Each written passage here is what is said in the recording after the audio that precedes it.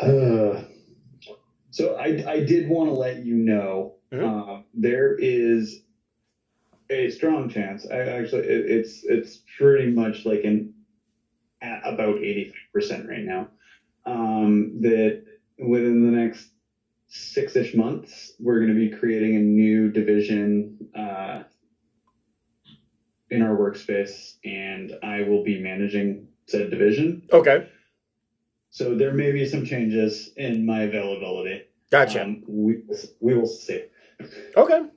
Well, let's play it by ear and cross our fingers. Yeah. But congrats on, sounds like a promotion. Yes.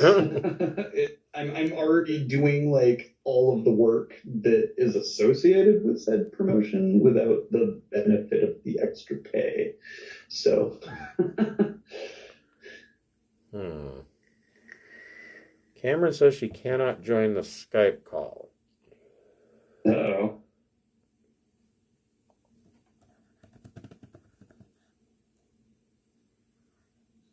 Well, that's odd. So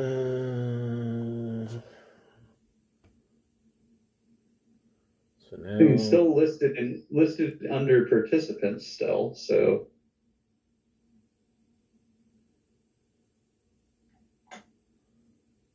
I'm trying to see how to do this. I know that like Skype just recently had a bunch of updates, so I mean mine I don't know if yours is the same, but my call screen is a beta version, so it's like it looks a lot different than I've seen in the past.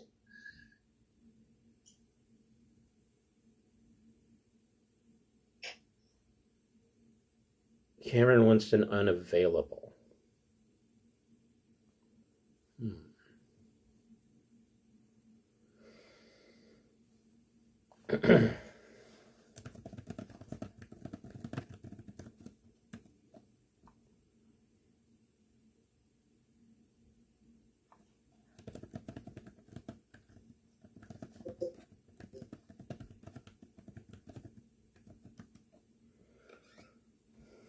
What if we try?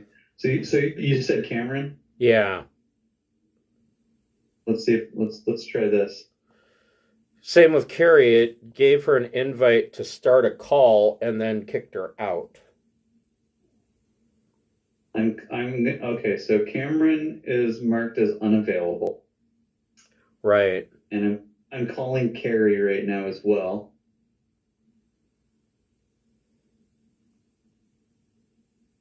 So we got a There's Carrie. Okay. Let's see. So let's see if I can. We can try calling Cameron again.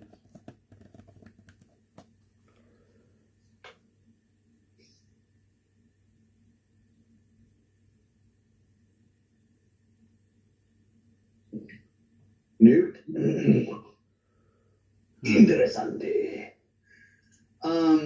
I mean, there is how horrible is the audio and such within Roll20 itself?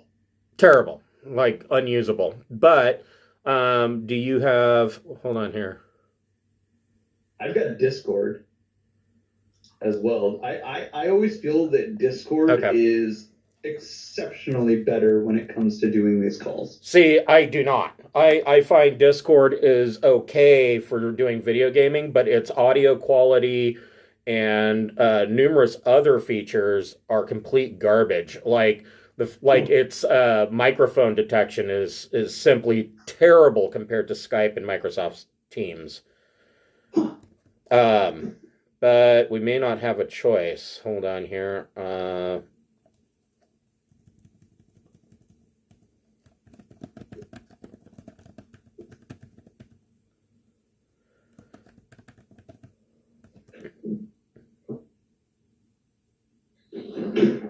Yeah, that's really weird.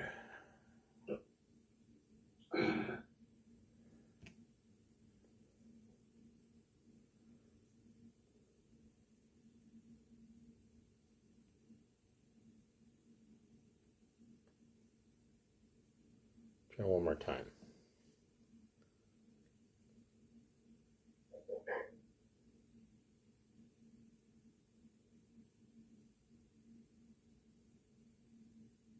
Yeah, camera's just showing as unavailable. Okay. I am going to disconnect here, and I will set us up with a Discord session. Okay.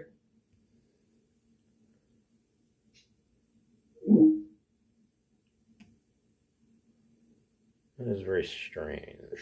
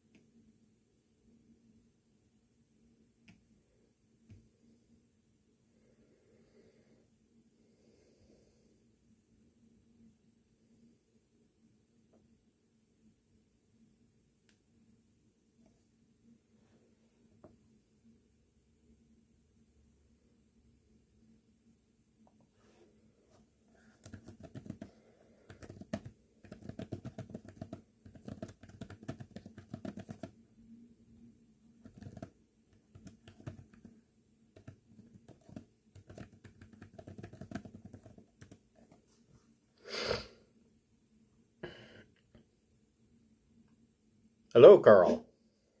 Howdy, can you hear me? I can. All right. So that's weird that we're having sudden Skype issues. Not really sure what's going on with that. I don't know. At the pace that they're pasting together the software for modern technology, I'm surprised we don't have to sacrifice babies. I know, right? I know.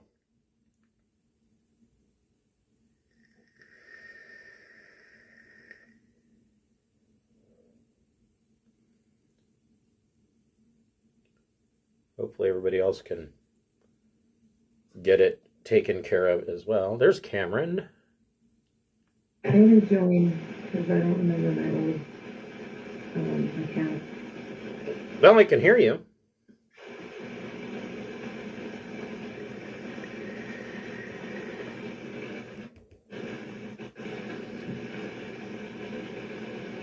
Can you hear me?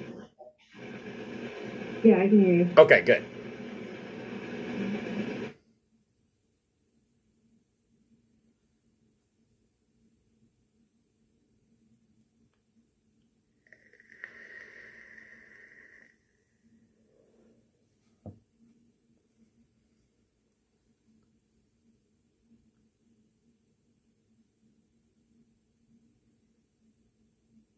Yeah, my day wouldn't be complete without tech problems.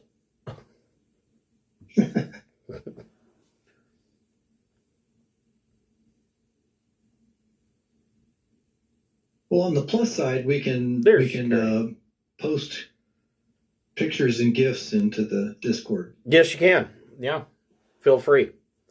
So there's Carrie. And there's Josh. Howdy.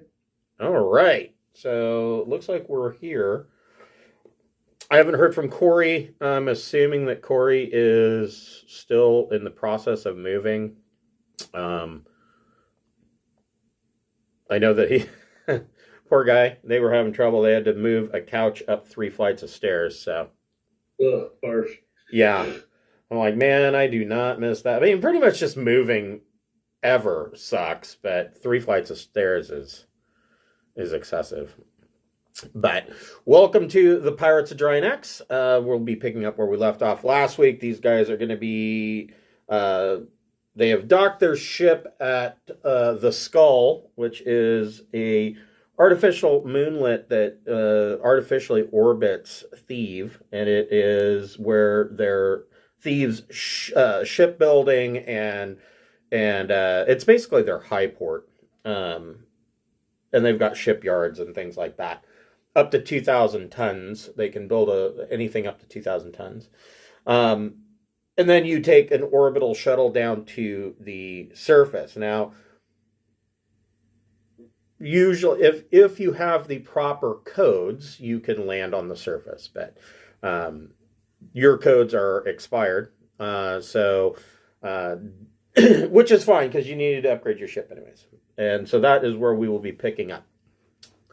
But before we get started, I'd like to thank one of the friends of the Greenwater Guildhall. These are not sponsorships or partnerships in any way. They're just products that we really like. And today we would like to thank the Greenwater Guildhall. Or the Greenwater, yeah, we're going to thank ourselves. I'm so tired. We would like to thank Fable Beard Company. Fable Beard Company makes beard products such as oils, balms, butters, and co-wash. They also have a new line of deodorant and a line of body lotions that they're coming out with. And each of their scent profiles is a different fantasy character. Today I am wearing Dr. Wolf, which smells of blueberry and tobacco. And it is probably my new favorite scent. If you go to their website, they do have for first-time buyers, they have a buy one, get one free option. So if you go to fablebeardco.com and create an account, you can put 2 beard oils into your cart, and if you use the code FIRST in all capital letters, the second beard oil will be discounted to free. If you're a fan of our Traveler game on Wednesday nights, we do have a website.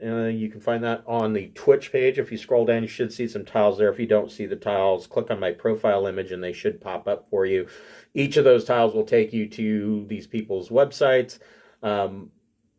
Ours is via Obsidian Portal, and the adventure log is written in the manner of Traveler News Service articles, basically detailing the entire region. Most of the articles do not directly address the goings-on of the Travelers, but more of a regional situation. So some of these items that you read about may affect the Travelers in indirect ways. Others, if the Travelers have done something newsworthy enough, it will likely end up right there. If you like the page, please give us a thumbs up. We like to see people enjoying it, and we hope you like the content.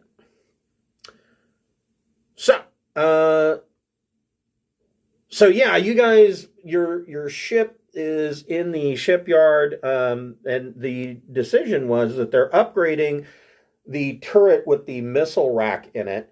They're upgrading that to a triple turret, so it's going to have 3 missile racks in it. So it can now fire 3 missiles at a time. Yeah, volleys are way better than single missiles. The problem that I have with single missiles is that you almost have to be exactly point blank range for the missile to do any damage, because if you use a missile for what it's intended to do, which is fire at long range, the problem then becomes that it takes so long to reach its target that the target has plenty of time to shoot the missile down or use intrusion countermeasures and things like that. If you're only firing 1 missile, you're most likely not going to have any of them actually detonate on target. So firing 3, clearly ups your odds for the missiles. And God help anybody if all 3 of them hit, because they do a lot of damage. Also, these guys picked up 3 racks of nuclear missiles. So yeah, that's going to be pretty badass.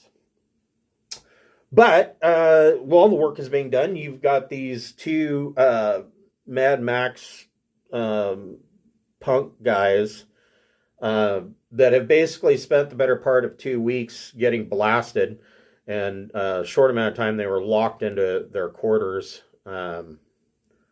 So these 2 idiots, they've got this chest that is locked biometrically, with a biometric system of thumbprint scanner that is tied to their EKG.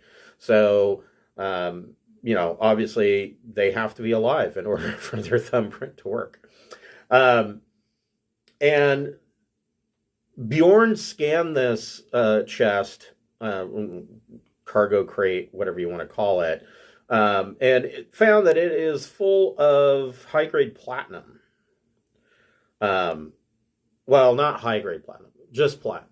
Because it looks like, from the scans that he took, it looked like a lot of this platinum may have come from melting down the component parts from like circuit boards and whatnot.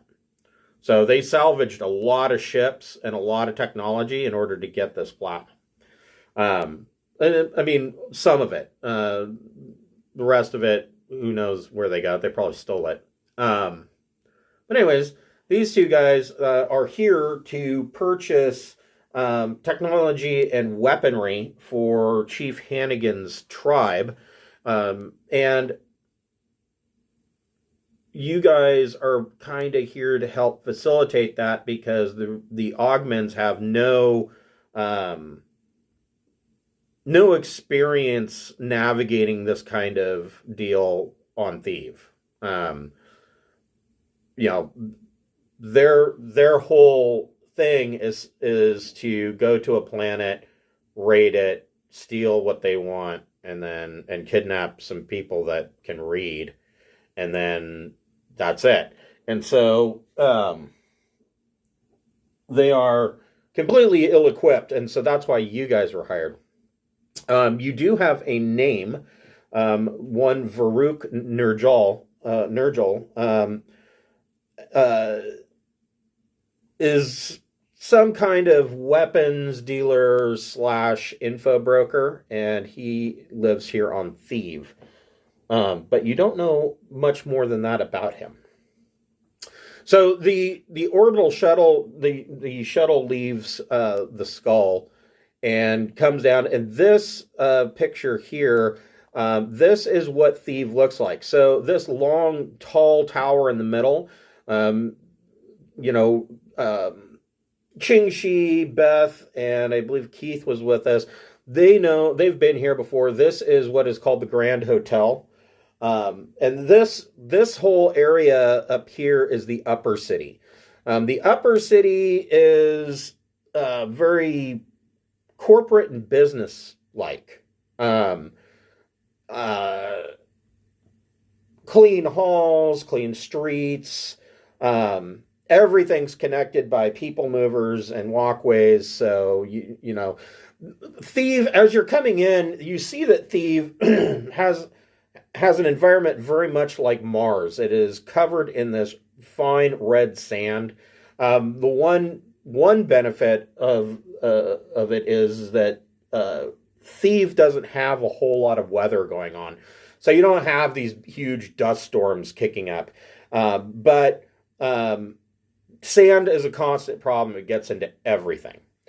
And then down here is the lower city, which is covered by a dome. It's down in a ravine. And down in the lower city, pretty much anything goes. Give me just a moment. I will be right back.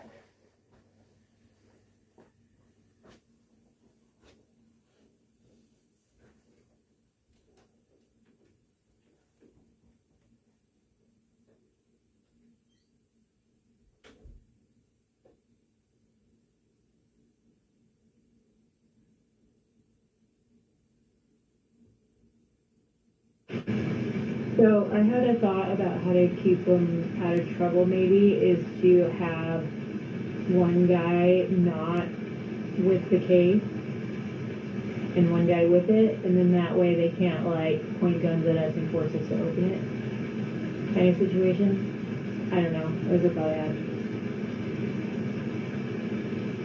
Makes sense.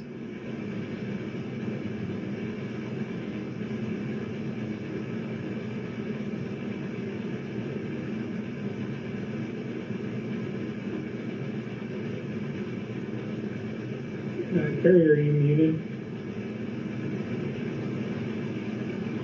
I can't hear you, Carrie. Oh.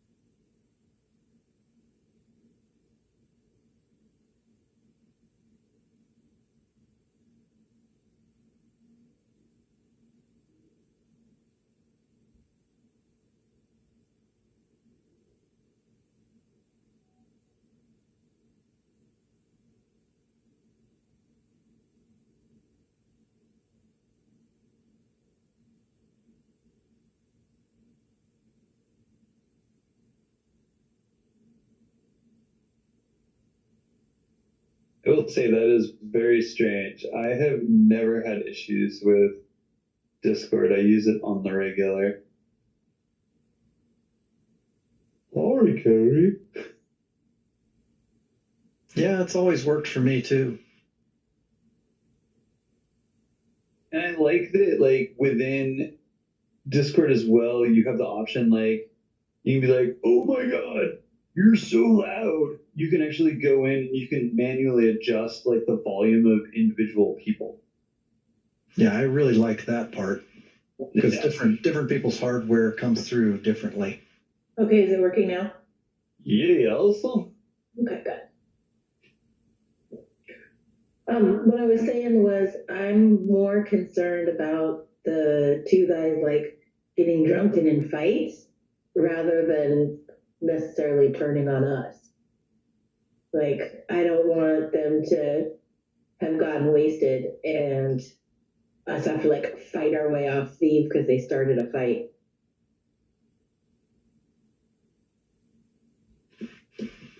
Yeah, that would not be good. So but I think even regardless, splitting them up in either case is probably the right call because they're not gonna wander off and get in a brawl if they're not together, or they're less likely to wander off and get in a brawl if they're not together. True. In the real world, it's hard to understand how someone could send these two idiots out with a mega credit. Exactly. I mean, if this were the real world, I'd be thinking, okay, this is a setup. What the hell's going on? Right. Although in the real world, I wouldn't hire us either. Not without a heck of a background check. Yeah, which we would fail. Or at least half of us would fail, technically.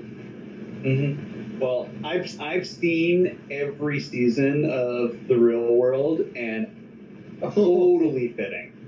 And that says it's real. It's right there in the title. Oh, Exactly.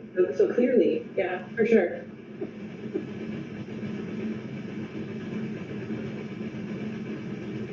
Very excited about the extra big guns on the ships. That makes me really happy. Me too. Yeah. I just need to get better at shooting them. I still only have gunner turret 1 right now. But then it'll go up. For sure.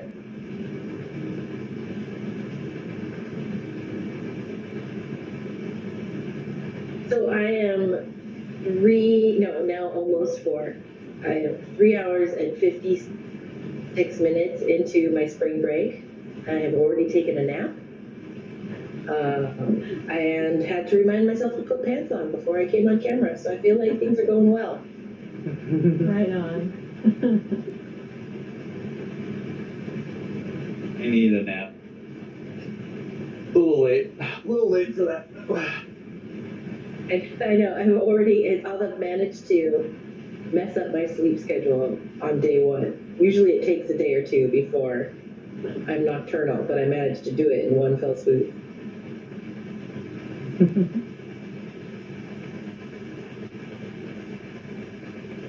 By the end of summer, I'm usually like Gollum. They call that being in goblin mode. Yeah. Oh, totally. Totally. That's what the kids are saying. I know.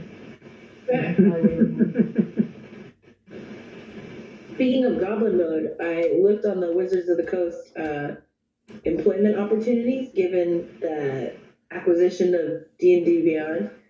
They're hiring so many people right now. Wow. Like in Renton and North Carolina and Austin. Wow. Cool. Sadly, they don't want just like a random person with no computer skills. I checked. They don't want that. Hopefuls for eternal. Okay, sorry about that, guys. So, as I was saying, I was trying to find out stuff about careers in the Traveler game and ended up on the jobs page for the Traveler company. Like, we don't want to unsolicited writing, but we'll take unsolicited art. And you're like, oh, interesting. That's cool. That is interesting. Yeah, working for Mongoose would be really cool, but they don't let they don't allow remote workers, so you would have to move to England. That would be so cool, though. So, as I was saying, this is the lower city. It is in a ravine, and the ravine itself, this chasm down here, is covered by a dome, and it is not clean. It is, think of probably the grungiest cyberpunk type city that you could think of. No, I don't know. And so there are noodle shops and back alley cyber clinics, and there's an arena called the Blood Pit for gladiatorial games. There's all sorts of stuff. Drug dens, like numerous drug dens. There's one drug den known as Brain Dimming that pretty much has every kind of drug you could possibly imagine for sale there. Even some drugs that you can't metabolize. So your shuttle comes down.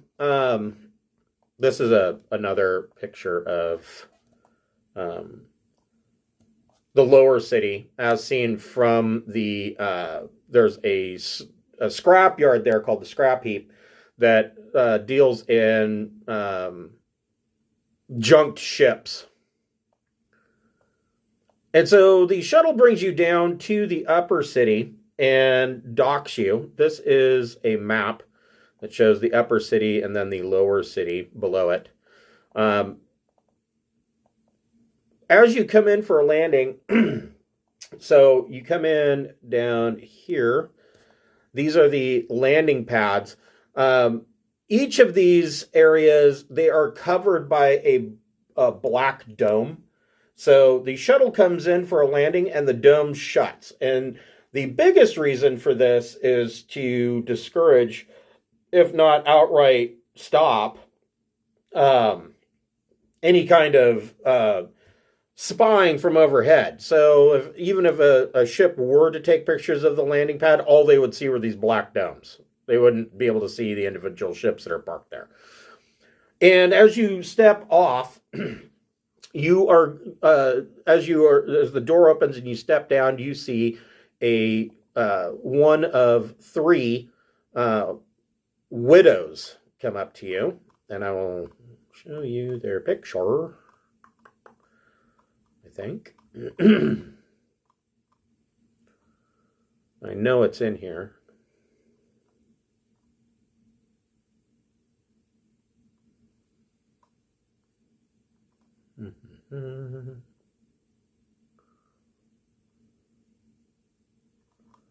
It should be in here.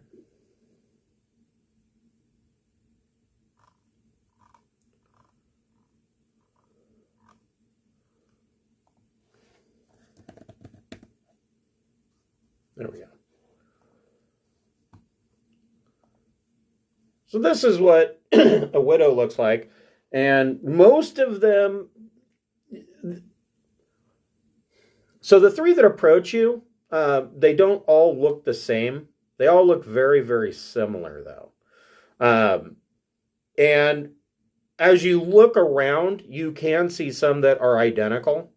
So the prevalent train of thought is that the widows are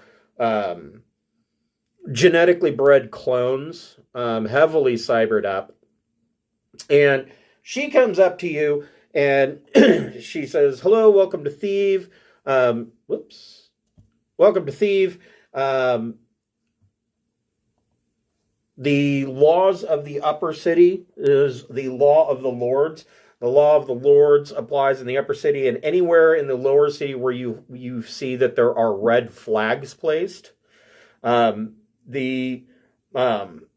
This refers to that you will not cause any chaos or any discord in those areas, and the punishment for doing so is death, and the widows will just assassinate you on the spot.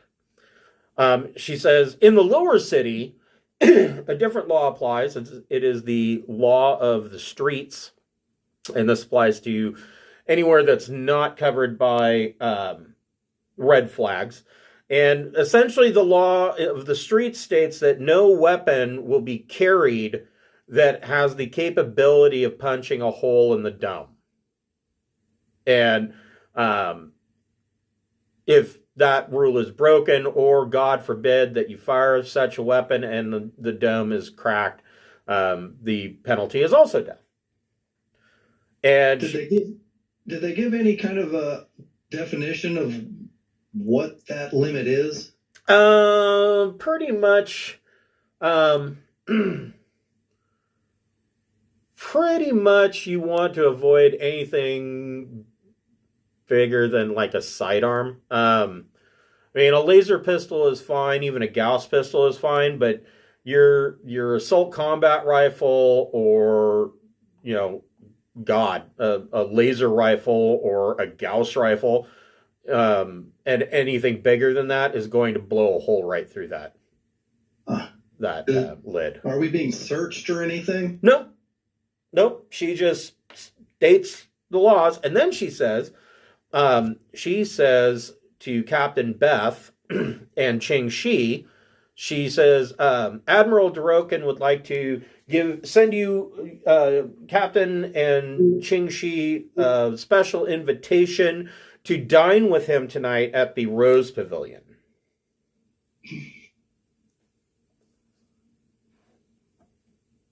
Sweet. So the Rose Pavilion, if you look on the map, let me find it.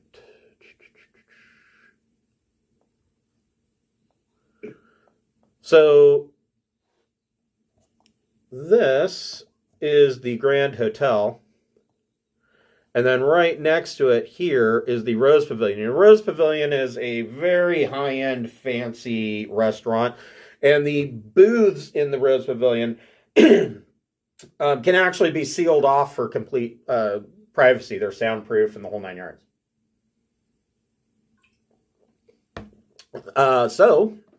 And we've had a meeting here before, right? Yeah, you've drunk in here before. Yes, you have. Okay. And so with that, she says, she says details will be sent to your mobile comms and about the dinner invitation, and she turns and walks away, casually as anything.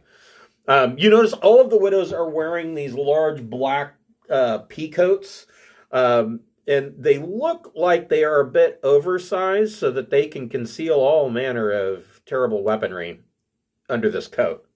And so she saunters off, and sure enough, your mobile comms light up, and it says, that you're invited to the Rose Pavilion, guests of Admiral Dorokin. Dinner will be served promptly at 8 local time. So you step off the ship, and you are in the upper city. And if you scroll to the bottom, or if you roll down to the bottom of this map, there is like a small legend here that tells you what some of these are. You are more than welcome to pick where you would like to go. Now, you probably want to get rooms at the hotel. There are numerous hotels, of course, in the upper city, and a couple of flop houses in the lower city. But nothing's quite as nice as the Grand Hotel. This thing is spectacular. You can tell that the Grand Hotel was built with the idea that they are going to have imperial guests.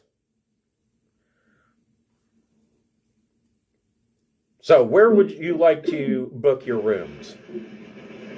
Yeah, I'd like to book rooms there. That would be cool. Yeah, the Grand Hotel sounded awesome. Okay. So you... Would you say it sounds grand?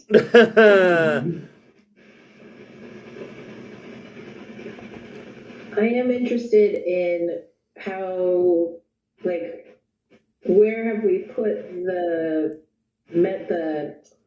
chieftains guys? Where are they right now? So they're standing there with you guys, and they've got this container, biometric container. Right. Well, I just don't want them to wander off to the lower city, is my point. Like, right. They're not going there. So I'm gonna, if we've decided on the Grand Hotel, I'm going to offer to book them a room there, book them each rooms there. Okay. To keep them in the upper city as much as I can. Okay. And out of blood pits. Yeah, if you, yeah. Yeah, if these guys go to the lower city, there's a possibility you may not see them again. Either through... Once the deal is done and it's confirmed we've done our job, I don't care, but... Right. Yeah, so these guys are planning on, if you can help facilitate this deal, there's that part of it, and then once the deal is facilitated, they're going to catch a ride back with the cargo shipment of tech and weapons. So after that, your guys' job is done. So you come into the Grand Hotel, and the entire center of the lobby of the Grand Hotel is a gigantic aquarium. And when I say gigantic, I mean like it. The aquarium itself is like 900 square feet. So, and there's fish swimming around in there from all over the Trojan Reach. Rooms. So the concierge tells you that rooms for Captain Beth and company have been covered. You are to be guests of Admiral Dorokin. Okay, cool. And so they basically send a room code to your mobile comms. If you want to purchase a separate room for the two idiots, that will be 2,000 credits. Okay, I got it. It's my paranoia, so I'll pay for it. Okay. And so you guys go up to your rooms, and the rooms that have been reserved for you are actually a suite that has like 6 rooms coming off of it, and way up high in the tower. And when you walk into the central area, it's like a circular central area with 6 rooms coming off of it, and a huge balcony that you can go out on to overlook the upper city.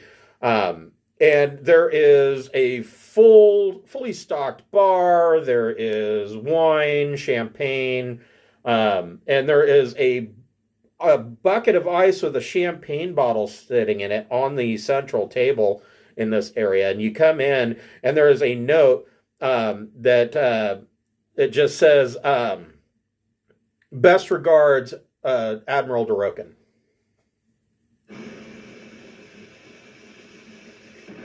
Does he want to fuck all of us? It's just me. He enjoys doggy style. Oh my God. I hope this doesn't awaken anything in me. Murderous rage. So it's only like 1 p.m. now. Dinner's not served until 8. The invitation for dinner was specifically Beth and Ching Shi. Now, the Rose Pavilion being a fancy place, I think, if I remember correctly, last time you guys were here, you ate at the Rose Pavilion, and you went out and bought some fancy clothes, if I remember correctly. That's right. I do remember doing that. So, I mean, that's certainly doable. I mean, of course, you could go out and do more shopping if you would like.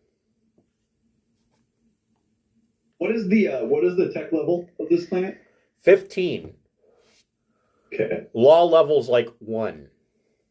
So, Now, some of the things to note. For this place right here. Oh, God. I'm sorry. I'll be right back. I'm having a sickness going on here.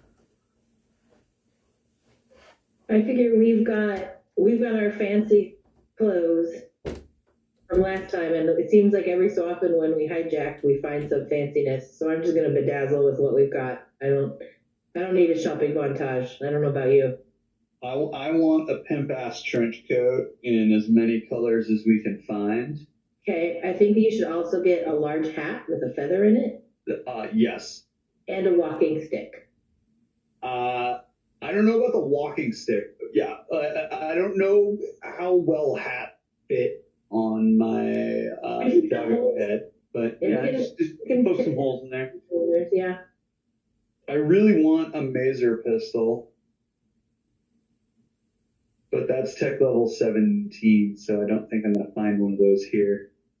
I haven't even heard of that. It's freaking awesome. Okay. Yeah, so Mazer, yeah.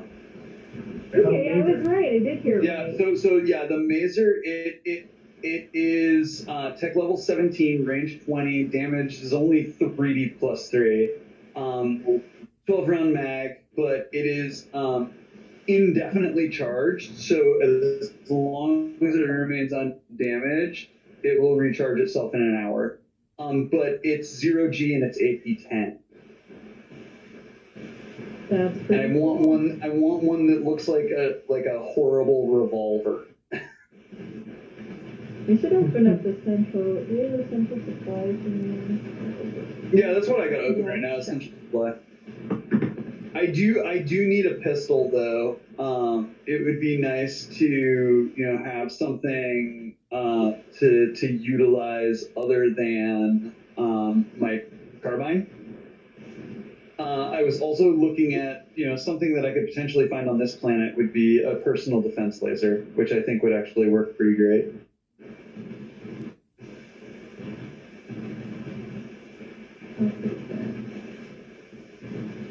Reasonably priced as well. I'm pretty certain.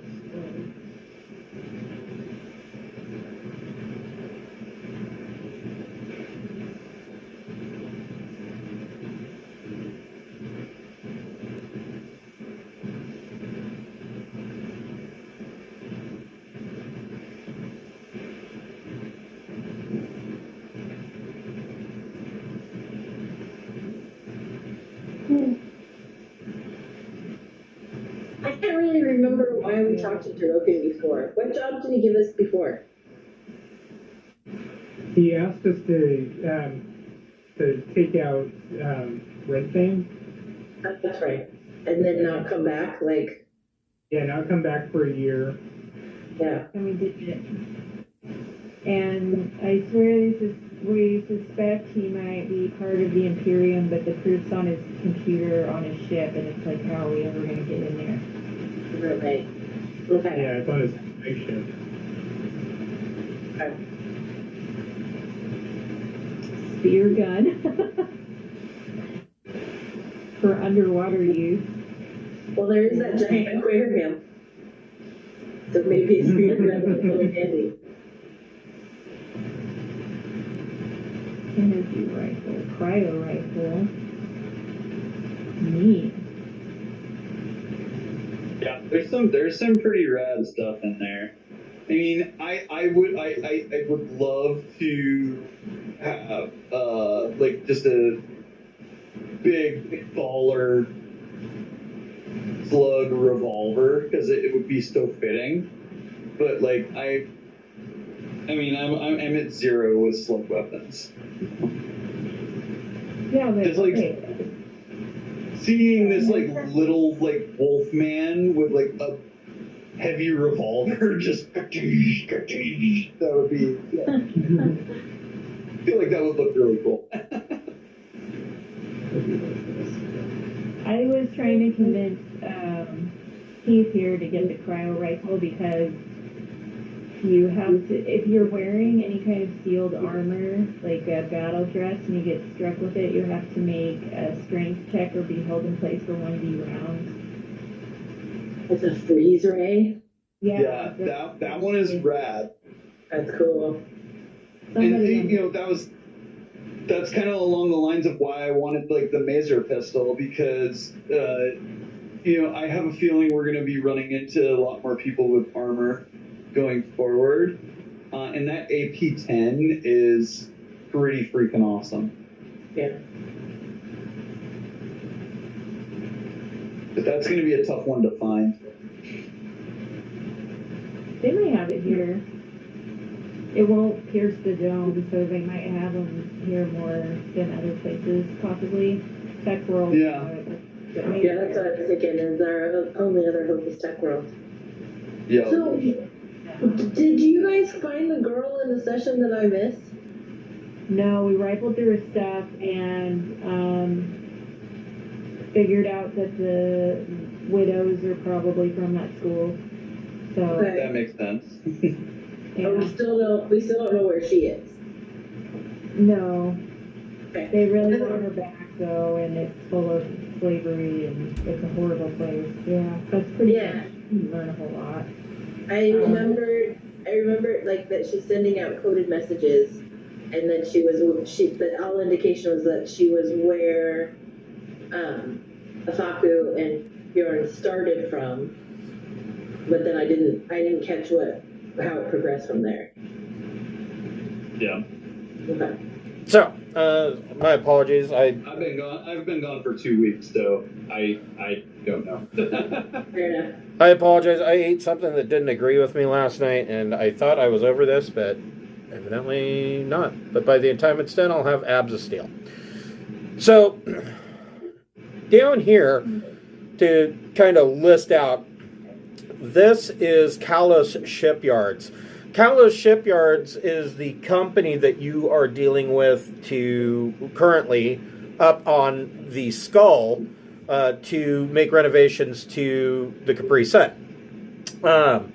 The Kalos Shipyards is kind of the front end public face for Thieves Shipyards. While down here on the surface on Thieve, this is where they sell more of their less reputable stuff that's clearly been pirated and stolen, etc., etc.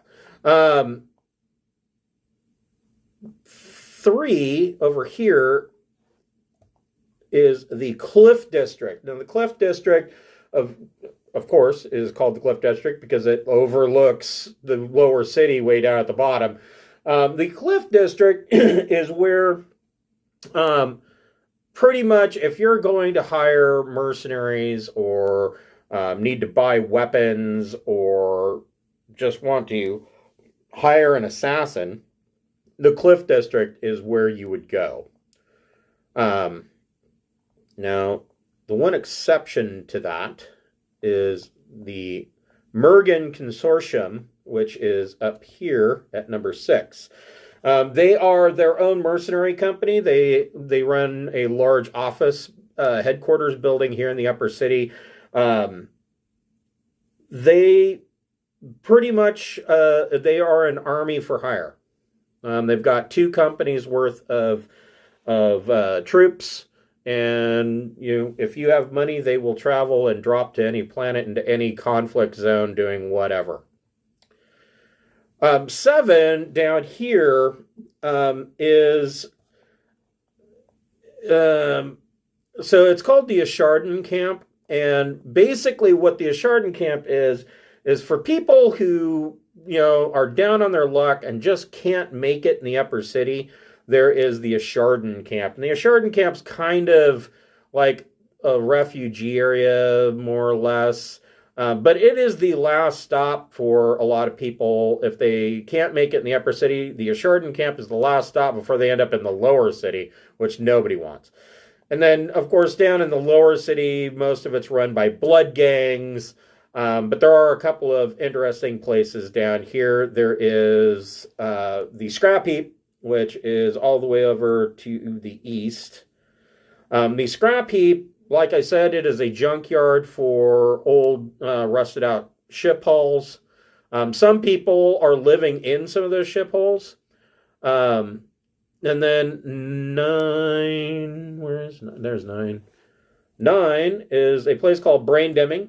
It is a hive of scum and villainy if you really like drugs. And then 10 over here is the Church of the Traveler.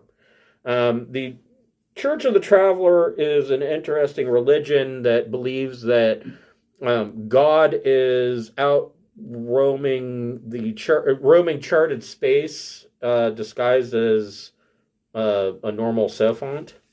And the followers of the Church of the Traveler generally they come in 2 camps. The first camp is they believe that they can get into the grace of God by going around doing random acts of kindness, because you never know, that person that you help might actually be God in disguise. The other camp, for some reason, thinks that the only way to get into the grace of God is to go around randomly murdering people. So there's, there's extremists, as any religion. 11, which is right here, and you guys might remember Tux from the last time you were on Thief. Tuck is a Kakri, and she has opened a saloon / diner called Tux, and it is all vegan vegetarian. So, and the claim around Black Sand City is that Tux has converted many a pirate over to a vegetarian lifestyle. And then there is 12 is the House Without Questions. The House Without Questions, for those who are down on their luck, you can go to the House Without Questions. They will clothe you. They will feed you. They will give you a place to stay for the night. Then if you are willing to pay the price for whatever it is that you're asking, you can ask them to complete one task. If they accept, you will give them money for that they quote, and then that task will be achieved sooner or later. They will do that task. Whether that be to assassinate somebody, to obtain an item, to make an item go away, whatever, they will complete that task. And then, of course, 13 is the gladiatorial arena, the blood pit. There are bouts that go on there constantly. Sometimes it's, a couple of prisoners that are up against, war robots. Then there might be, a couple of people that are attacking alien monsters like Chamax. Rexar had quite a following in the Blood Pit. He did quite well.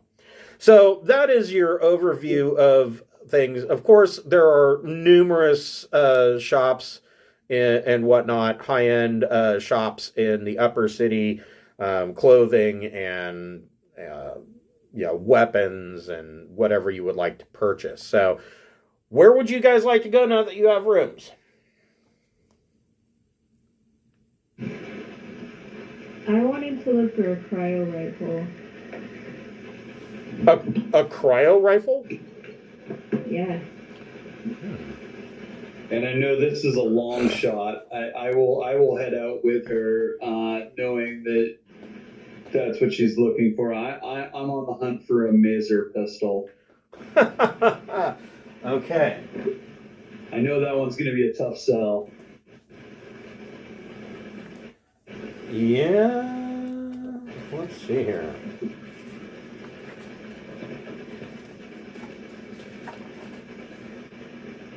Well, it has been requested that I get a nice big floppy hat to match my trench coat. Oh, well, naturally. with a feather in it, preferably. I think if we find them and get it to you, though, because I don't have room. You can definitely find a big hat, a floppy hat with a feather in it. It'll cost you 50 credits. Done. I'll wear it out of the shop. That's right. Cryo rifle. I'm on page 117 of the Essential Supplies catalog. Okay.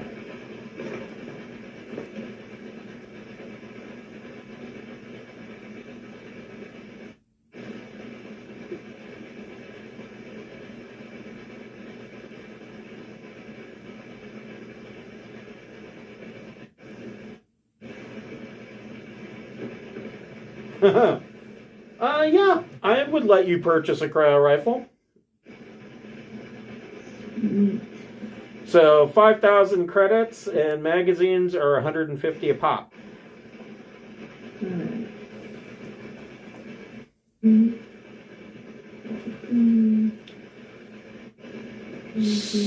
So the Mazer pistol, you don't find any Mazers available. I had a feeling. How about a personal defense laser? Yeah, you could get one of those. Okay. I will pick up a personal defense laser then for now until I can find myself a sweet ass mazer. Okay. That's all we have on the. That's all. 6,000 creds. Yes. Wait, those, If I remember correctly, Athaki was looking to buy a revolver as well at one point. Yeah, I know. So here's the thing. I don't have points in slug right now. So, I mean, we were just discussing that earlier, like how badass it would look for this little tiny friggin' dog man to have a heavy revolver. Just a big hand cannon. Yeah. Yeah. I'm also going to buy a holographic play table. Okay. For the Capri Sun. Okay. For fun. I will definitely allow that. Okay. It's not even that much money. We should totally get it. What about Ching Shi? What are you buying anything? No, I don't have anything in mind right now. Okay. What about Keith? I'm not ready for Baldur's, but I'm thinking about eventually to do some. But yeah, I gotta get another point in my vac suit first. Okay. And what about Bjorn?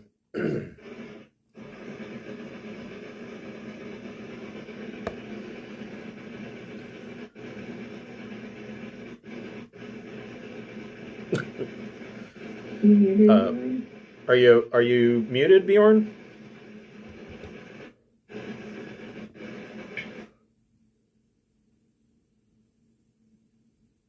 Carl?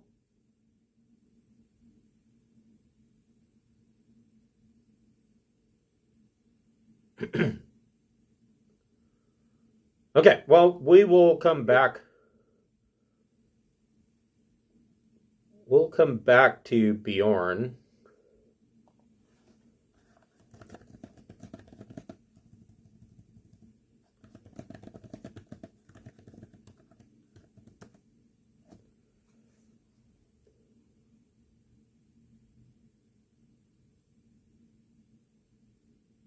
I think I know what Carl is going to want to buy for Bjorn.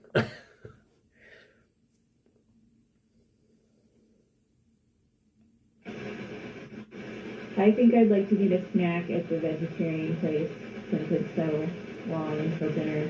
Okay. It's being 8 o'clock. Okay, so you guys head down. Is everybody going down to Tux? Yes, I would love to be heavily medicated. Well, Tux doesn't sell the drugs, but I mean, brain dimming's not that far away. That was just a horrible joke. I apologize. So, you guys come down into the lower city, and you are shocked at the... Well, Athaku and Bjorn are shocked at the difference between how clean the upper city is and then the lower city. The lower city is like I said, it's like a dystopian slum or sprawl. There's noodle shops like on every corner. And Tux, so you go into Tux, and it is across between a saloon, tavern, and like a Greasy Spoon diner. And behind the bar, you see this large Kukri. Now, Kukri they are sometimes referred to as centaurs because that is their shape. They are large creatures, and they've got 4 hind legs and then 2 arms. And so Tuck, you come in, and Tuck is wiping down the counter, and she looks up and she says, "Oh, hello, come in, sit." And she hands you, as you sit down, she passes out menus. All of this is vegetarian, vegan fare, including an Impossible Burger.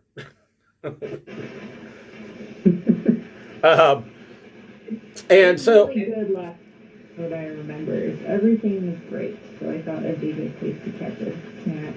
Yeah, so 10 credits each gets you a beer and your lunch, and true to what you've heard, everything here is fantastic. The food is delicious. In fact, in some cases, you can't even tell that there's no meat in it.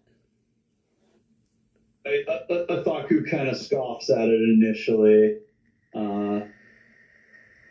being in general a pretty strict carnivore. Right. No, you're pleasantly surprised. I mean, like I said, in some cases you can't even tell there's no meat in the meal. Is there like the militant vegans of the galaxy too? So the Kukri forcibly converting people. Yeah, and I mean, you would all know about Kukri. It's very strange that Tuck is an anomaly, because this is far from the 2,000 worlds of the Kukri. You don't usually see them this far rimward. The Kukri have rightfully been called the most dangerous threat to the charted space as we know it. They are militant vegans. They essentially, in a lot of cases, if they find a world that has meat-eating species on it, they conquer the world. And one of 2 things happens. Either the people of that planet agree to become vegans and live the vegetarian lifestyle of the Kukri, or they are slaughtered en masse.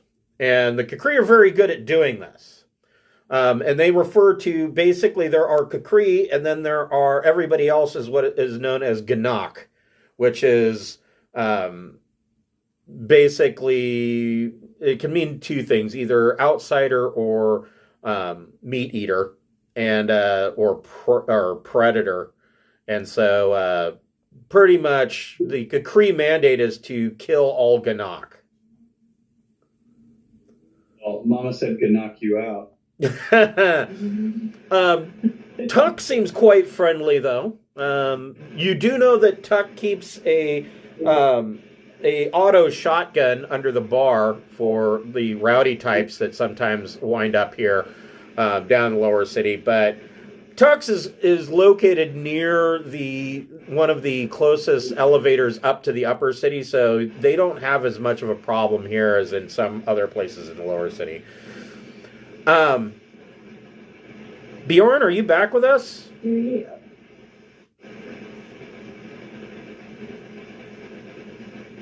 If he's not, did we overhear any gossip at this place?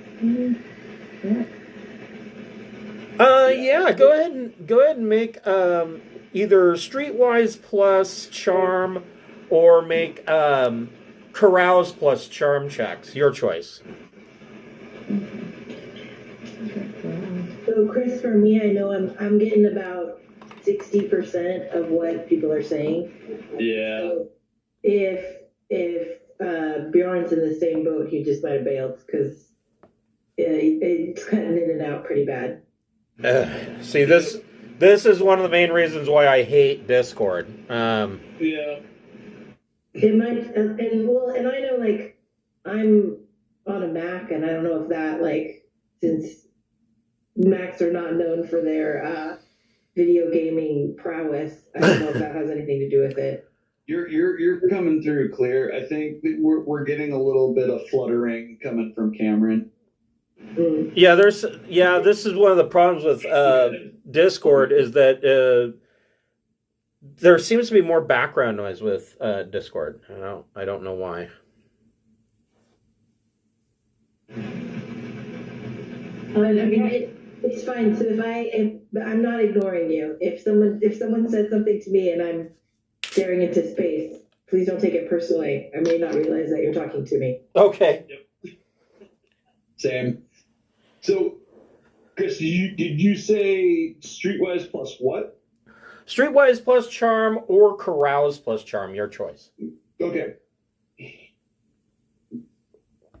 Is that everybody? Anybody that wants to try. I don't know why not. I'm just trying to find gossip. I only got a 6, so I Yeah, same. I got a 6 as well.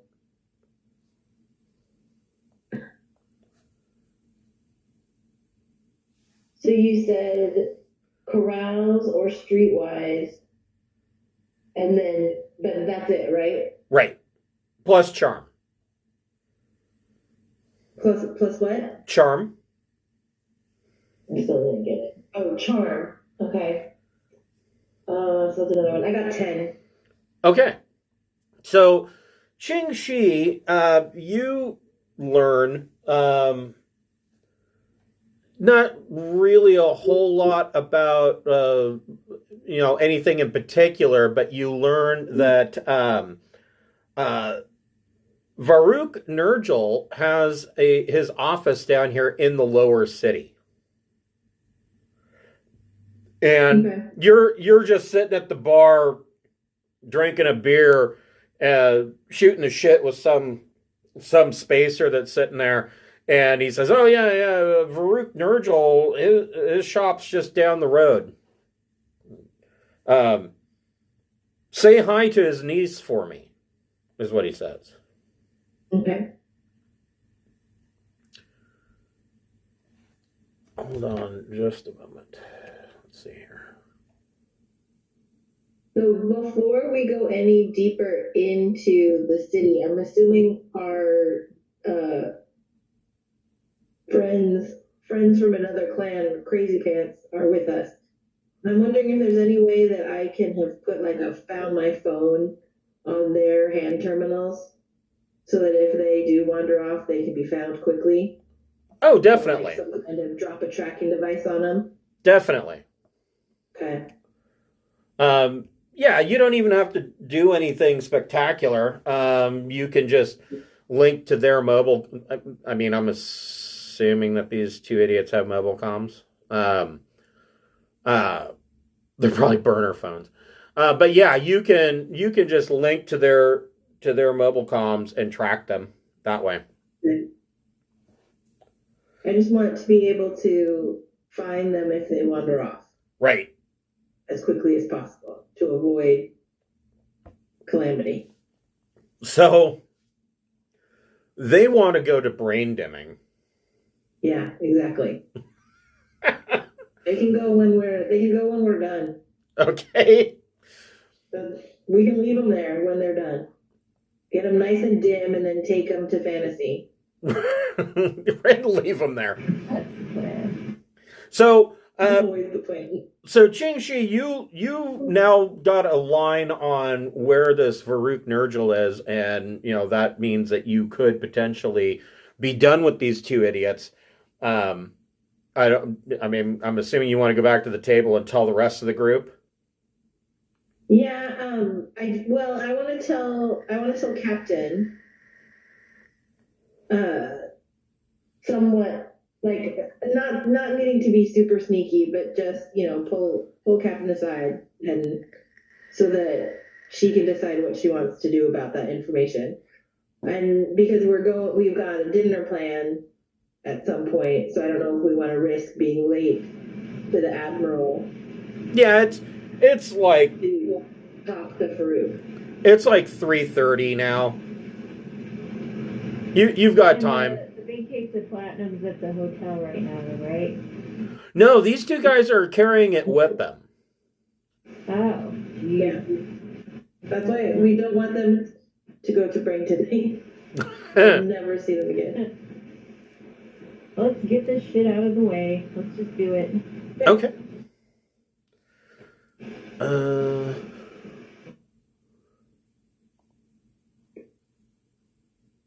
I don't have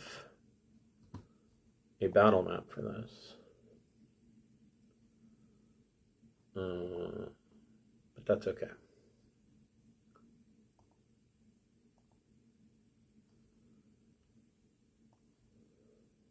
All right, so off we go. Right. Hold on just a minute. I'm setting something up here. Sweet.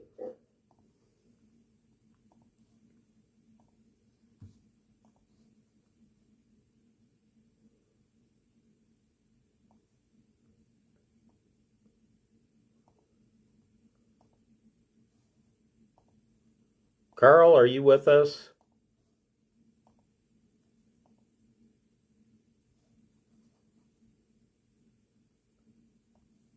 That really sucks.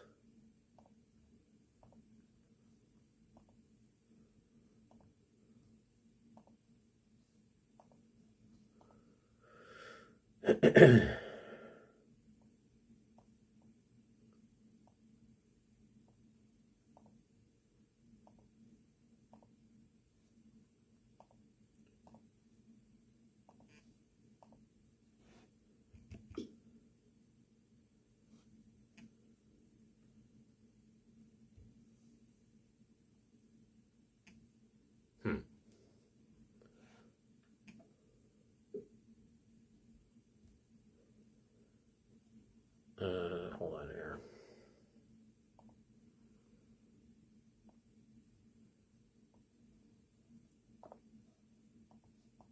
I apologize, guys. I'm just having all kinds of problems. It's not been the best day for me. There we go. Whoops.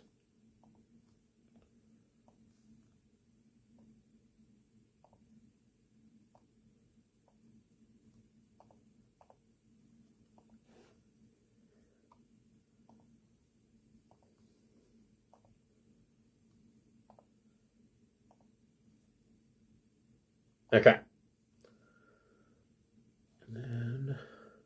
And then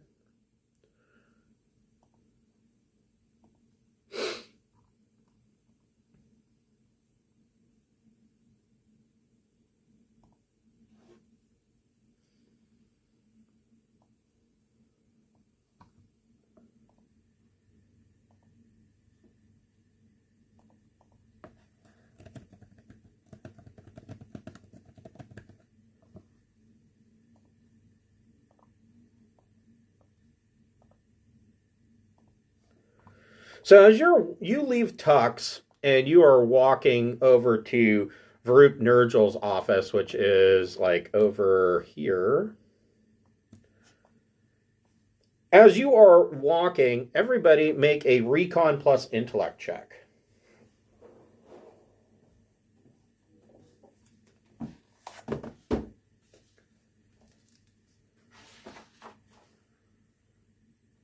Eight.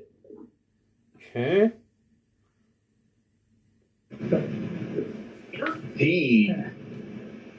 9.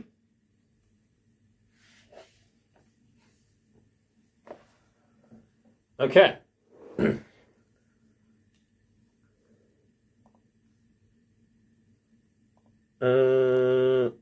Since I don't know if Carl's with us or not, I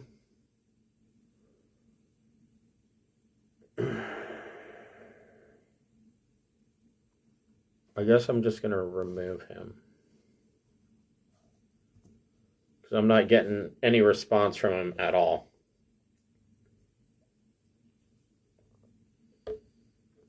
Maybe he has the same stomach bug that I evidently came down with.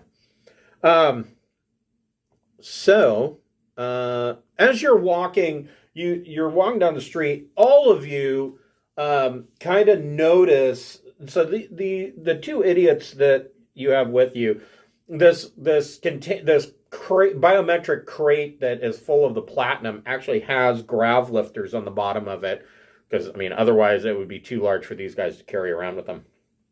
And as you're walking down the street, past all these noodle shops and t-shirt kiosks, basically it says I went to the lower city and all I got was this stupid shirt and stabbed. You see from the crowd, you notice that a number of people are kind of eyeing you. And they all seem to be wearing like black trench coats. And you after a couple of blocks, you've picked up that these guys are following you and they are trying to stay hidden in the crowds of people as much as possible. What would you guys like to do?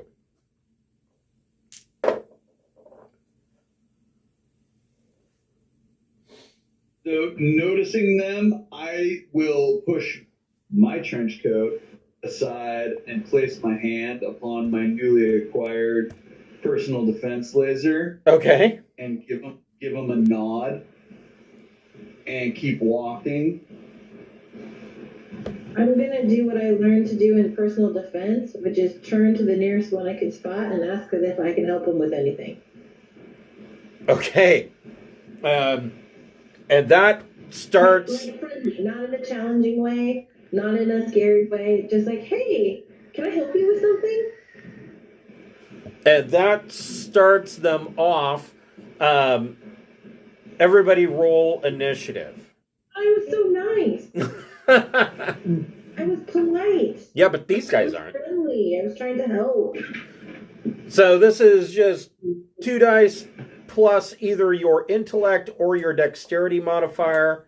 It's valid to be quick of thought as it is to be quick of reflexes. I'm at 12. 9er. So Ching Shi's at 4. Yeah, okay. Athaku's at 1. Oh, sorry. I'm sorry. Beth, Captain Beth, what'd you get?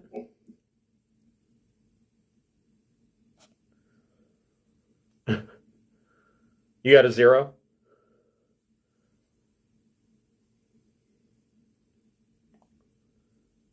And then between Keith Clark and Athaku, which one of you wants to go first? You can go ahead, Athaku. Okay. All right. So Ching Shi, you see these guys, pretty much all of them, open up their trench coats and pull out body pistols. Okay. Now, I mean, you guys probably aren't walking around. I mean, you're not walking around in battle dress. I mean, No. you're not invading the lower city. So what you see these guys pull out their body pistols. They, as far as armor goes, these guys, their leather jacket counts as a leather jack. That's it. So, what would Ching Shi like to do? Well, I'd like to try and figure out, like, do they want us to go somewhere? Dude, there's no need. Their response, What are you doing? the guy's response to that is to go ahead and leave that chest right there in the middle of the street and walk away. And Yeah, no, okay. Yeah. So they know what we're there for. See, they don't. Okay. Probably not, but I mean, this is a big crate, and it's clear that it's biometrically locked. There must be something valuable inside. Okay. How? There are I'm talking to him. I assume I'm pretty close. There are 6 of these guys. Yeah, this guy's maybe 2 meters away from you. Okay, because like in my mind, I've like approached him. Right. Because I'm going to. I only have a Gauss pistol, and I think isn't that one that can take out the dome? As a pistol, you're probably okay. Sidearms are pretty safe. Okay. And I can also stab him with my arm out of nowhere. No, I'll I guess just fire. We're not giving that up. We're not giving up a mega credit for this pansy. So. Okay. So your minor actions draw your pistol, and you can go ahead and take a shot. Gun combat plus dexterity. Yes. No. 10. So that is a +2 to damage. Are you doing a single shot, or are you doing burst fire? I feel like if the street's crowded, it's a single shot. Okay. Like I'm just trying to take care of business with the person in front of me. I'm not trying to like draw everyone's attention. I'm trying to be as discreet as you can be with a pistol. Okay. 6, 8, 7, 8, 13. You said +2? Correct. 15. Okay. He's going to take 14, and that makes for a bad day for him.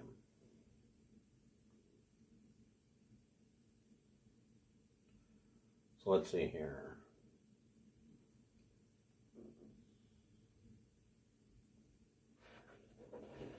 So you take a shot, and you drop this guy. It goes right through his leather jack and drops him.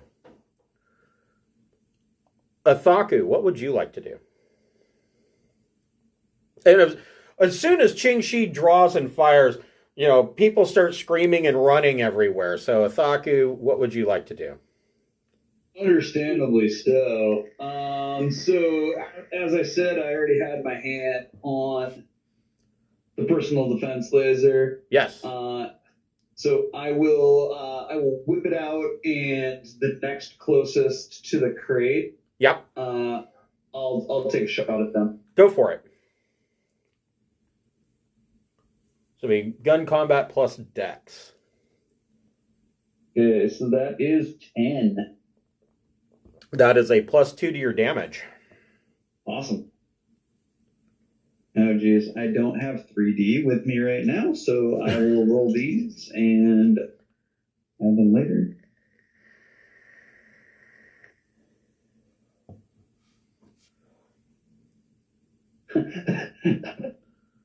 $19 points of damage. Holy shit. He goes down. Yep. Your laser just burned right through his leather jacket and drops him. It's a really good roll. Yeah. No shit. Efficient. You were efficient. Keith Clark, what would you like to do? I also would like to just shoot at the nearest guy to the crate. Who's still alive. Okay. Yeah, 2 of them are dead. So there's 4 of them left. No smoking holes. I'll use my laser pistol. Okay.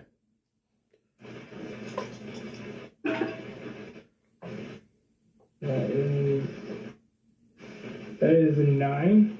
That's a +1 to damage. Okay.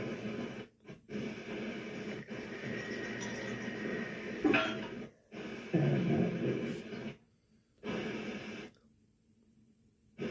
16 damage. Jesus.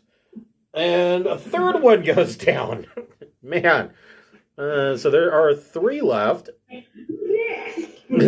Captain Beth, what would you like to do? I want to order our morons to take cover Okay. behind the crate. So, yeah, the 2 idiots immediately duck down behind the crate. And I'll take a shot too for my action. Okay. With I can use a Gauss pistol, right? Yeah. Yeah. Okay. Yep, most certainly. That's what I use. Oh, this didn't go so great. Okay.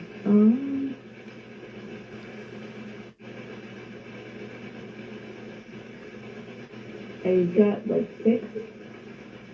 So that is a miss. Okay. But not bad enough. Not bad enough that you. That's amazing to me. Yeah, not bad enough that you hit a civvy on the running around on the streets. So the next round, because of all the people running, the next round everybody's going to be at a bane to hit these guys. But there are 3 of them left. The first 2 pull out body pistols, and one is going to shoot at Athaku. One's going to shoot at Ching Shi. Ooh. 14 to hit Athaku. So that is a +6 to damage. No matter what your armor is, you will be taking at least 1 point of damage. And he does...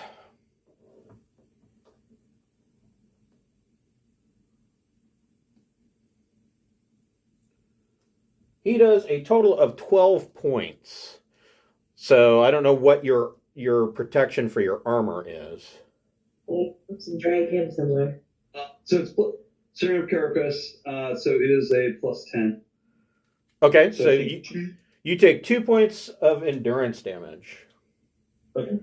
And the other guy is going to fire on Ching Shi and miss terribly, but not bad enough to hit a civvy, even though it is a -5. The third guy opens up his leather jack and pulls out a monoblade. Now, monoblade, it looks like a katana, but it is made of polymer. And the reason they call it a monoblade is because it is like a monofilament. It can cut basically through like molecular structure. It is that sharp. And he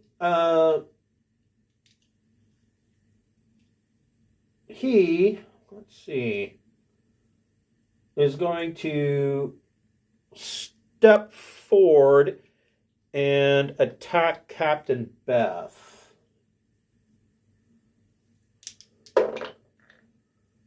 And he swings and just misses Beth. I like best molecules where they are, so that's good. Ching You Shi. can have a monoblade fight. I got one too. Yeah. Mine's bigger. Ching Shi, what would you like to do? I want to shoot the guy that saw Athaku. Okay. So you will be at a bane because of all the people running around. So roll 3 and take the 2 lowest. Because I'm not within physical reach of anybody. No. I mean, I suppose I could try and chase someone down. Am I within enough space to? Yeah, you could move 6 meters if you wanted to, and reposition yourself so you're closer if you wanted to. Well, because I'm thinking I have a blade in my arm. Right. And so if I could chase one down and stab him, you could. not at a bane, I'd rather do that. So in 6 meters, you could move and attack the one that's attacking Captain Beth with the monoblade. Okay, I'll do that. That means I'm going to take a monoblade to the gut. Oh well. Leave the doctor alive so that she can stitch me back together. Okay. Right? I'm gonna try and stab the monoblade guy. So it's blade plus either your strength or dexterity. It's your choice. Okay, and I'm going to be focusing on his blade holding arm. That's what I'm going to try and chop through. Okay. Or impact. Okay. Okay. 10. So that is a +2 to damage. Plus, you also get to add your strength modifier to your damage. Yeah. Let's see. Yeah, I'm not about to dress, so that's nothing. All right. 6. Okay. Not enough to like sever a tendon in his arm. That is... So he drops the blade? No, he doesn't drop the blade, but that's all of his endurance. Okay. And then a little bit more. So that was useful. Athaku, what would you like to do? Muted. I will turn to the guy that shot me and say, "That's enough of that right there. Take a shot." Okay. Now, am I at a bane? I'm at a bane as well, or? Yes. Let me double check something. So the personal defense laser. I can put it on burst if I want as well, which is. Or full auto, I should say. It has auto too.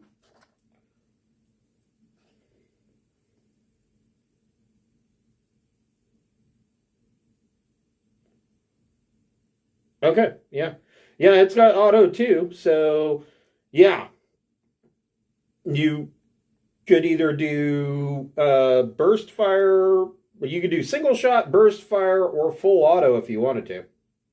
Now, full auto, in this case, isn't going to be much use because full auto, what it does is that it hits, so in this case it's auto 2, you could rake 2 targets that are within 2 meters of one another. Yeah. But burst allows you to add the auto 2 score to your damage. So it'd be 3d3 plus 5. Interesting. As I do not want to kill any civilians, I think I'm just going to still take a single shot. Okay. So I would allow you, so for your minor action, you can move up to 6 meters. I would allow you to use your minor action to kind of weave around people and get a clearer shot and remove that bane. Oh, that would be perfect. I shall do that. Okay. All right. Here goes nothing. Come on, boss. 11. Ooh. So that is a +3 to damage. Beautiful. All right, so we're sitting at a +6 to damage right now.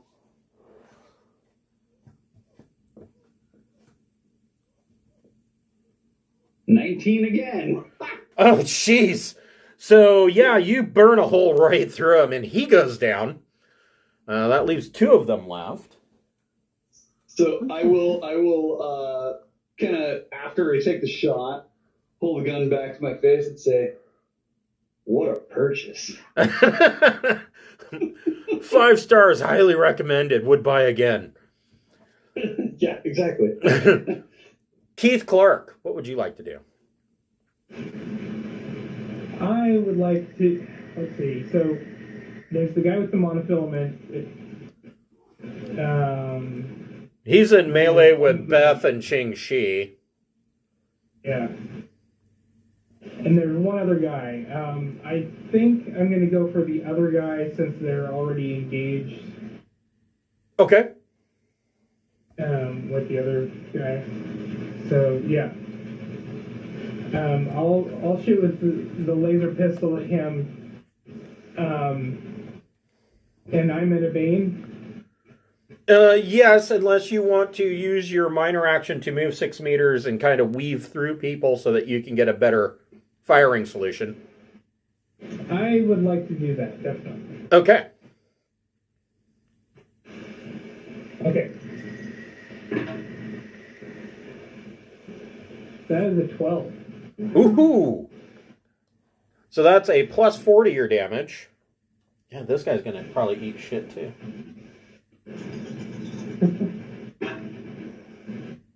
And that is 17. Yeah. Yeah, you burn a hole right through him. And he goes down. So Captain Beth, you are in melee with this guy with a monosword. What would you like to do? Now, I'm wondering if in theory it's possible to have our idiot shove the crate into the person and then turn off the booster so it smooshes them. It's a thought I had. If it's not like a thing that could really happen, then don't worry. go ahead and make a leadership plus intellect roll. Okay. That's probably a good roll. All right. You have to shout the plan to them in very small words. I was gonna say like Draw it in crayon. Face off, smash. Drop on feet. 13 altogether. Oof. Yeah. So you yell out, you're like, push the crate, dummies, and they shove this crate into the guy and turn off they hit the button for the grav plates on the bottom, and it lands right on this guy's feet. He I hope they takes don't mind the crate being gooey when we get there. He takes 2 points of damage. I would allow that to be your minor action. So what would you like to do with your significant action? You can, since you are using a pistol, because it is a one-handed weapon, you can fire it in melee. Okay, I'll do that.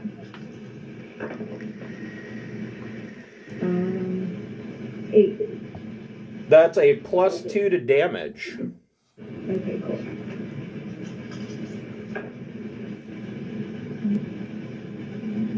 10. Oof.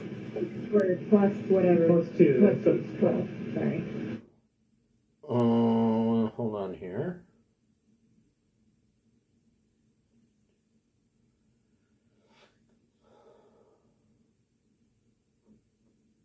Yeah.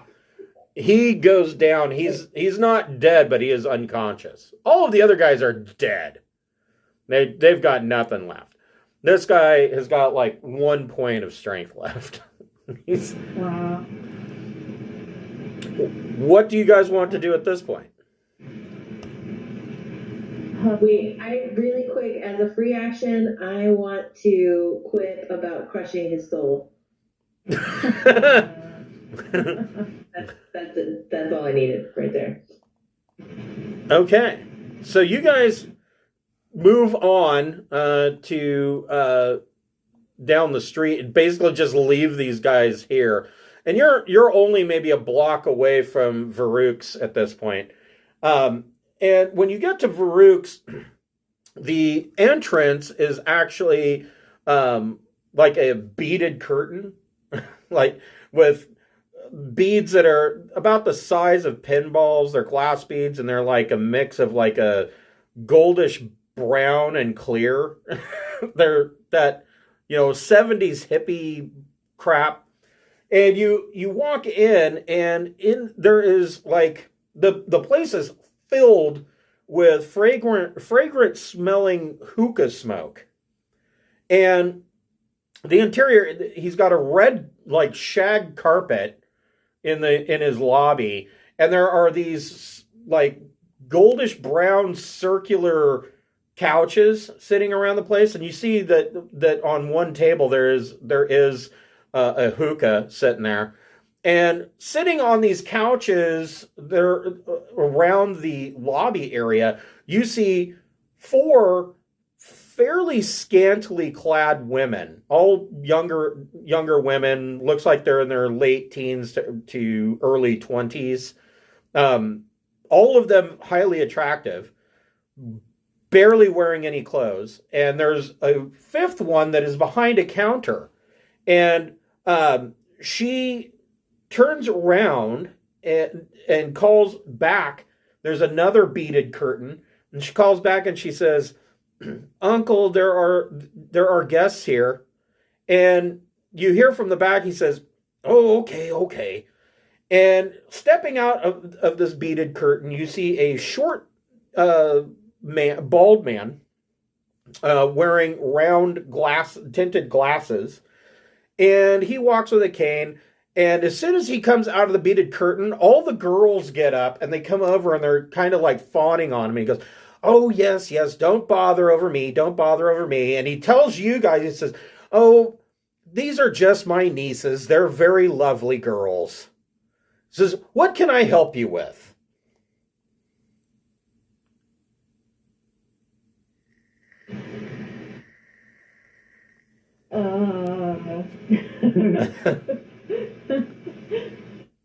Can you make me less uncomfortable? Stop! I've been shot. If you got a glass of whiskey to take the bite out of it, I'd much obliged. "Oh, certainly. Girls, can you go get a bottle of my good stuff and bring some bandages and rags so that we can fix him up. You handled those thugs in the street quite well, from what I hear." Thank you kindly, sir. And two of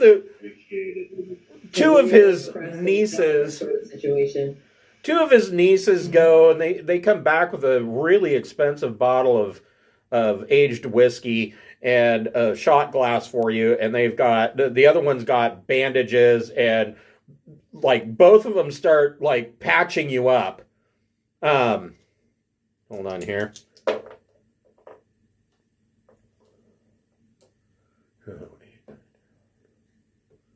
So their first aid is pretty good. You get 6 points back. Beautiful. I was only down 2. You ladies do a good job. Just wait until they insist on dealing with some aftercare. So they're expecting our idiot friends, right? We're not just like waltzing into a random crime den. Well, he has been in contact with Chief Hannigan, but he's waiting for your response on how he can help you. So we were sent by a friend that we believe is mutual. He says, "Oh yes, Chieftain Hannigan of the Ogman tribes." And we've got some friends in particular we think you should meet. These are our thugs from that clan. Do and Duh. Or Daryl and his other brother Daryl. Yes. So the two idiots, they come up and they're like, should we open it now? No. Please. So they're standing there like with their thumbs up, like they're getting ready to. They're like, "Should we open it?" And Varuk tells you, he goes, "Oh yes, this is the matter of some small arms and technology. Is that correct?" Chief Hannigan really should have pinned a note to their jackets. Well, he did. It just says the name of your ship. Kind of like little kids when they get on the school bus. It's just a note it's like a note, but it's the shape of your ship, and it has like the name on it, so they know which one to get on. I thought that it was more than small arms. No, they just said weapons and tech. So he got it right. Like I thought that he was after something bigger than that and a ship. No, not necessarily a ship, just weapons and technology. Okay. Okay. As far as the technology goes, he's not particularly picky. He just wants high-tech equipment, computers, cybernetics, things like that. The weapons, he's looking to better outfit his raiders. This could mean anything from, advanced combat rifles, all the way up to putting some of these guys in battle dress with FGMPs. You don't know what the back end dealings of this was, and so Varuk goes, yes, open up that crate. Let me see. And so the two idiots stick their thumbs on it, and after a second, it confirms that they're alive and that's their thumbprints. And it opens up, and inside are ingots of platinum. And he says, "Oh yes, this will do nicely. Yes." Okay, I think we should tell the idiots to close it up again. Okay. Yeah, for sure. Okay. So yeah, they close it back up, and I believe this is a situation of I show you mine, you show me yours. he says, "Oh, I'll take care of these two. Our deal is secure, as is yours. From what I understand, you've been paid by Chief Hannigan, and you will have a home port on Ogma should you need it." Which he kind of chuckles at that. He's like, "I'm not sure why anybody would want to have a home port on Ogma, but to each their own. It is a strange universe that we live in." He says, however, hold on.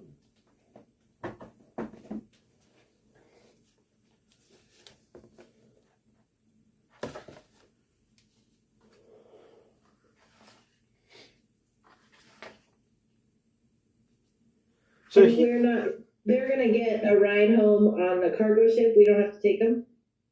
Correct. He says, yes, I'll take care of all of that. He says, however, the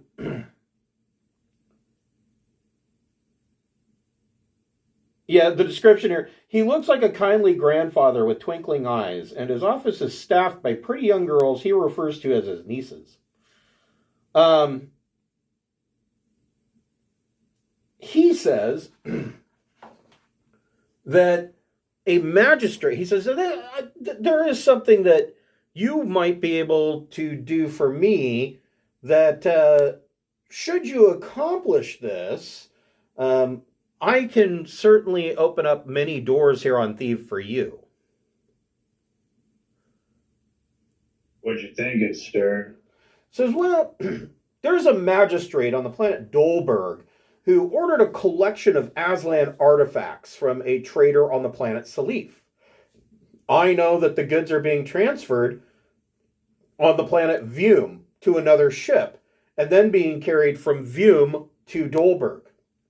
What I would like you to do is to plant a high-tech, small spying device. He says, spying is such a bad word. I'm just trying to keep tabs on things.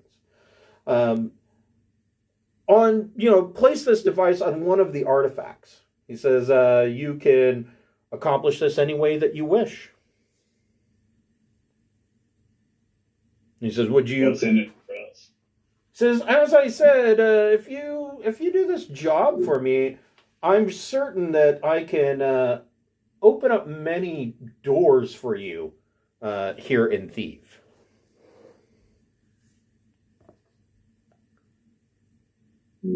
Intriguing.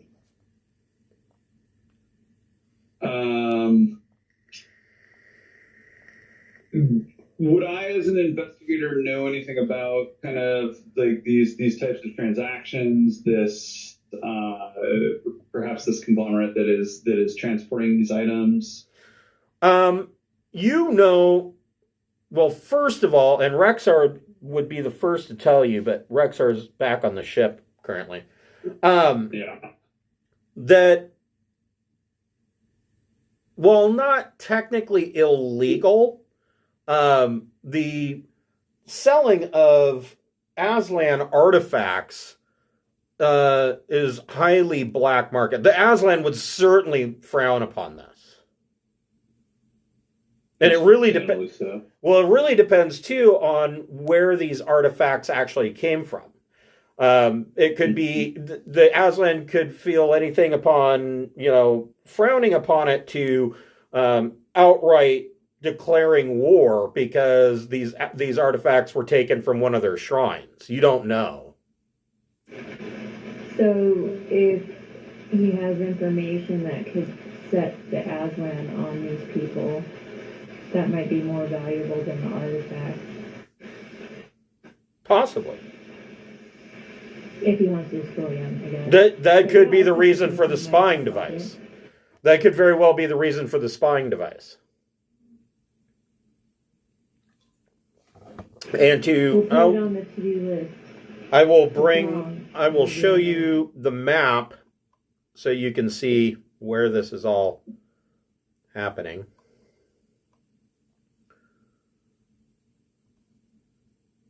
Maybe? I don't know if it's on this map. So you got a contact within this? Someone that we got an in? Or what are you thinking?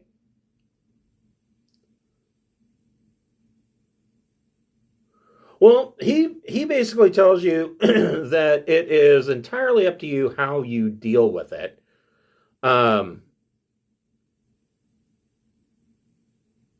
It's peculiar. Let me see here.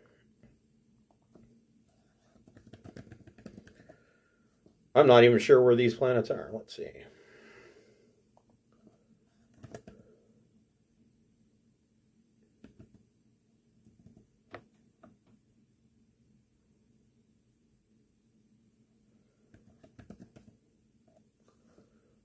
Goldberg, Trojan Reach. Of course. So Dolberg is 3 parsecs coreward of Thief, and Vume is only 1 parsec coreward of Thief. So if you were to hit the ship while it's at Vume, then that wouldn't be an issue. Oh, here it is. Here is Vume right here.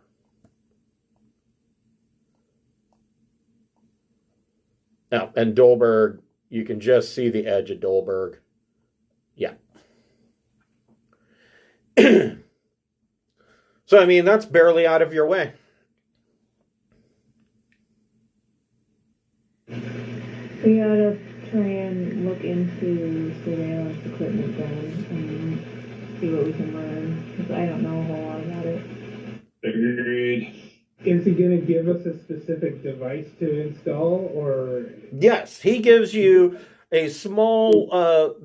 It looks like just a small listening bug. Keith, make a electronics sensors plus intellect check.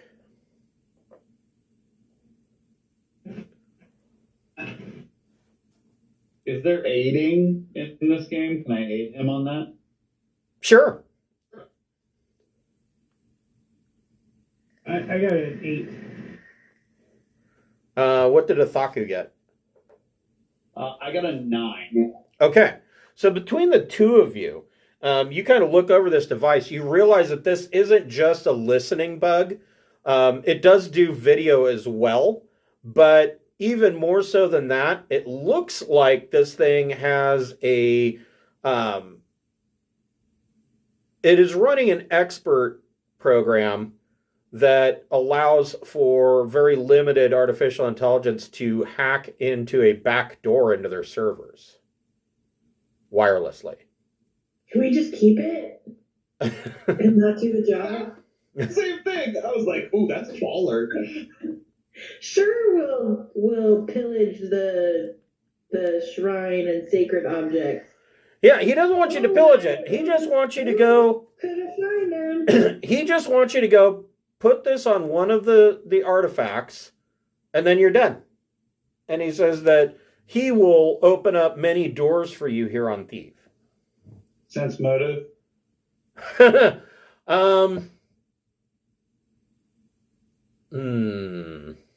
can I read his surface thoughts? Sure. I want to know. Athaku, you can make a deception plus intellect check. Beautiful. Love it. I got 9 for reading surface thoughts. Okay. And I got 10 for deception plus. Okay. So And I'm looking to read his thoughts about like his motivations. Like, is he like, is this he wants to start a war, or No, I think 95% of it is his nieces, unfortunately. so they just so Athaku, you're what you the feeling that you get off of him is that this kindly old grandfather with his sexy nieces is actually way more powerful politically here on Thieves than he lets on. right? Yeah. That's what I was feeling. This is confirmed. You don't feel like there's any deception on his part. Now, Ching Shi, your surface thought scan, you get the impression from reading his surface thoughts that this is a man who is spinning plates on top of plates on top of plates and just has, hundreds and hundreds of irons in the fire, and each one is a gamble to him on gaining more political power. The theory that you have from reading his surface thoughts that this isn't just a weapons merchant and info broker. You believe that Varuk Nirgal is actually one of the Lords of Thieves. Okay, so knowing that, we were discussing earlier, and I know we're kind of running over, so I'll be super quick. We were discussing earlier that when last we left Thieves, we knew about the super secret server on Admiral Jarokin's ship. Correct. I'm more interested in if Farouk is that well connected. I'm interested in how we could use that to our advantage to get access to that server. So the server, the server is on. I love it. The server is on Jarokin's flagship. Mm-hmm. I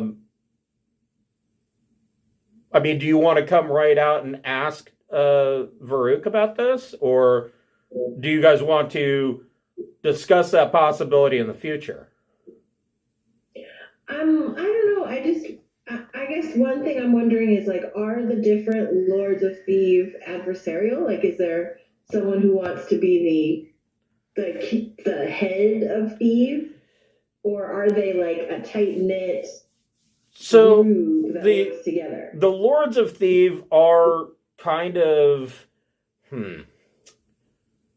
they are kind of adversarial. They are all technically what would be called today, or in D&D, would be known as merchant princes. And most of the Lords of Thieves have legitimate businesses that they use as fronts for their piracy. And so these guys don't really outright control or run Thief as a political entity, so much so as that they are the ones who are behind the scenes pulling strings. And pretty much everybody knows that these guys are at the top of the food chain, but it's not like they are a political entity in and of themselves. Right, but it sounds like one would really enjoy kicking out or destroying another. Oh, certainly. If one of them can take over another one's pirate cadre in his fleet, and do it in such a way that they don't get ostracized and kicked off of Thieves, they would most certainly do that. Okay. So there's a lot of backbiting going on. Piracy. Right. Okay. So given that both the time and the mission, I'll say let's just keep that in our pocket.